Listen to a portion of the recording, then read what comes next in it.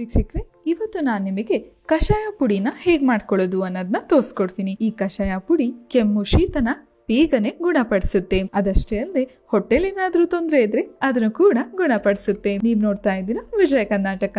ಈ ಕಷಾಯ ಪುಡಿ ಮಾಡ್ಕೊಳ್ಳೋದಕ್ಕೆ ಏನೆಲ್ಲ ಬೇಕಾಗಿದೆ ಅಂತ ಮೊದಲಾಗಿ ತೋರಿಸ್ತೀನಿ. ನಮಗೆ ಬೇಕಾಗಿರೋದು ಕೊತ್ತಂಬರಿ ಬೀಜ, ಆಮೇಲೆ ಓಂಕಾಳು, ಆಮೇಲೆ ಜೀರಿಗೆ ಬೇಕು, ಜೊತೆಗೆ ಕಪ್ಪು ಮೆಣಸಿನ ಕಾಳು, ಶುಂಠಿ ಪುಡಿ ತಗೊಂಡಿದ್ದೀನಿ, ಲವಂಗ, ಏಲಕ್ಕಿ, ಚಕ್ಕೆ ಮತ್ತೆ ನೀರು. ಇದಿಷ್ಟು ಐಟಮ್ ಬೇಕಾಗತ್ತೆ. ಮೊದಲು ಒಂದ್ ಮಿಕ್ಸಿ ಜಾರಿಗೆ ಕಪ್ಪು ಮೆಣಸನ್ನ ಹಾಕೊಳ್ತಾ ಇದ್ದೀನಿ. 1 ಸ್ಪೂನ್ ಅಷ್ಟು ಹಾಕೊಳ್ಳಿ ಸಾಕು. ಇವಾಗ ಇದ್ರ ಜೊತೆಗೆ 1 ಸ್ಪೂನ್ ಅಷ್ಟು ಕೊತ್ತಂಬರಿ ಬೀಜನ ಹಾಕೊಳ್ಳೋಣ.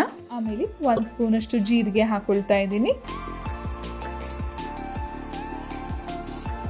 ನೆಕ್ಸ್ಟ್ 1 ಸ್ಪೂನ್ ಅಷ್ಟು ಓಂಕಾಳನ್ನ ಹಾಕೊಳ್ತಾ ಇದ್ದೀನಿ. ಜೊತೆಗೆ ಲವಂಗ ಹಾಕೊಳ್ತಾ ಇದ್ದೀನಿ. 2 ರಿಂದ 3 ಹಾಕೊಂಡ್ರೆ ಸಾಕು. ಆಮೇಲೆ 2 ಏಲಕ್ಕಿ ಹಾಕೊಳ್ತಾ ಇದ್ದೀನಿ.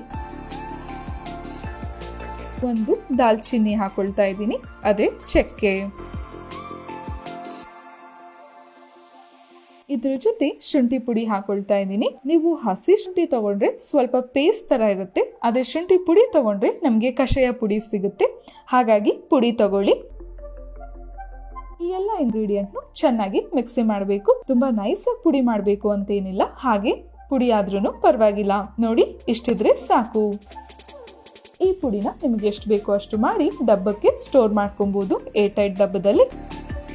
ಕಷಾಯ ಮಾಡ್ತಿರ್ಬೇಕಾದಾಗ 1 ಲೋಟ ನೀರಿಗೆ 2 ಸ್ಪೂನ್ ಅಷ್ಟು ಈ ಪುಡಿನ ಹಾಕೊಬೇಕು.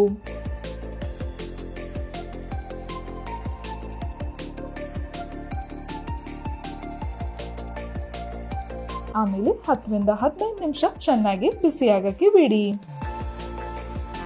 1 ಲೋಟದಷ್ಟು ನೀರು ಅರ್ಧ ಲೋಟ ಬರಬೇಕು, ಅಲ್ಲಿವರೆಗೂ ಬಿಸಿ ಮಾಡ್ಕೊಳ್ಳಿ.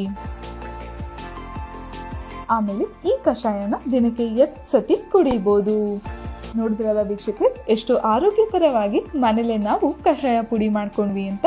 ಏನಾದ್ರೂ ಸ್ವಲ್ಪ ಹುಷಾರ್ ತಪ್ಪಿದೀರಾ ಅಂದ್ರೆ ನೀವು ಈ ಕಷಾಯನ ಮಾಡಿ ಕುಡಿಬಹುದು. ವೀಕ್ಷಕರೇ, ಇಲ್ಲಿ ಬಳಸಿರುವಂತ ಎಲ್ಲ ಇಂಗ್ರೀಡಿಯೆಂಟು ಶೀತ ಮತ್ತು ಕೆಮ್ಮನ್ನ ಕಮ್ಮಿ ಮಾಡಲು ತುಂಬಾನೇ ಸಹಾಯ ಮಾಡುತ್ತೆ. ಅದಷ್ಟೇ ಅಲ್ಲದೆ ರೋಗ ನಿರೋಧಕ ಶಕ್ತಿಯನ್ನು ಕೂಡ ಹೆಚ್ಚಿಸುತ್ತೆ.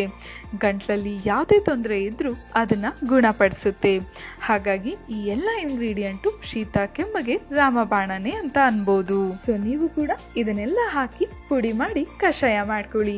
ಮುಂದಿನ ಸಂಚಿಕೆಯಲ್ಲಿ ಇನ್ನೊಂದು ಟಿಪ್ಸ್ ಬಗ್ಗೆ ತಿಳಿಸ್ಕೊಡ್ತೀನಿ. ಈ ವಿಡಿಯೋ ಇಷ್ಟ ಆದಲ್ಲಿ ಲೈಕ್ ಮಾಡಿ, ಕಮೆಂಟ್ ಮಾಡಿ, ಶೇರ್ ಮಾಡಿ. ಇನ್ನು ವಿಜಯ ಕರ್ನಾಟಕ ಚಾನೆಲ್ ನ ಸಬ್ಸ್ಕ್ರೈಬ್ ಮಾಡಿಲ್ಲ ಅಂದ್ರೆ ಸಬ್ಸ್ಕ್ರೈಬ್ ಮಾಡೋದಕ್ಕೆ ಮರಿಬೇಡಿ.